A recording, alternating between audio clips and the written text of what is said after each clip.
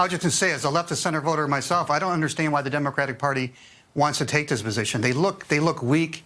They look afraid. They look like they're against choice. Why not let the battle of ideas win and beat Schultz and any other independent candidate comes in? Why are they saying you can't run? Let me ask you this, Ron. I know you've done a lot of survey work. Your organization, you've read a lot of this. Yep.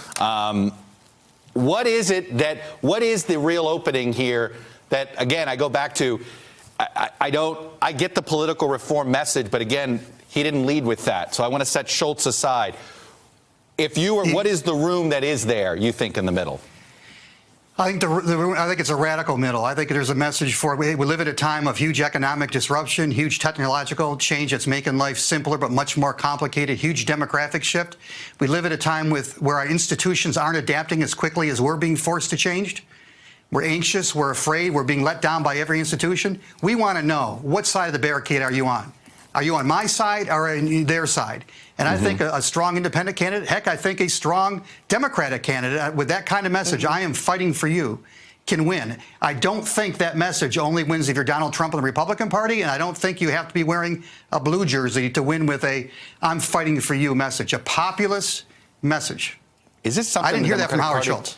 Is this something the Democratic Party kind of needs, this wake-up call, as you've got a wealth tax and get rid of all, I mean, do they need to be thinking about the fact that the coalition's a little bit bigger than they wish it was? Let me say, number one, I don't think the Democratic Party can win unless they are running on something like what Ron just said. Okay. And that I'm on your side. I want to create a fairer economy. That's always, isn't that always the answer? Like, you ask that poll question, which candidate is fighting for you? But if you look at some of the policies, you know, like we can debate a 70% tax, a 50% tax, like regardless of the number, making sure that tax cuts don't predominantly go to those at the top is part of what Ron's talking about.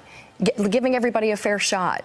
Weighing the scale on behalf of people at the upper income is not a fair shot. That's part of what has broken our system. And it's not that we're trying to take wealth away from anybody. And that, you know, Democrats have to watch their message on that. And it's about creating an economy, and I don't want to sound like I'm using talking points here, but creating an economy where you can actually have a middle class.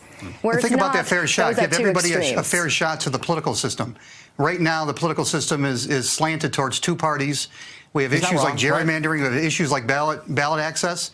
We should take on political reforms in a populist way. Hello, YouTubers. If you're watching this, it means you've checked out our channel, so thank you. Now do me a favor. Subscribe by clicking on that button down there. Click on any of the videos to watch the latest interviews and highlights from MTP Daily and MSNBC. You can get more Beat the Press content every morning in the First Read newsletter. If you're tired of content that you don't know anything about where it came from, you don't have to have that problem with us. NBC News, MSNBC, MTP, and the Meet the Press mindset right here for you on YouTube. Subscribe now.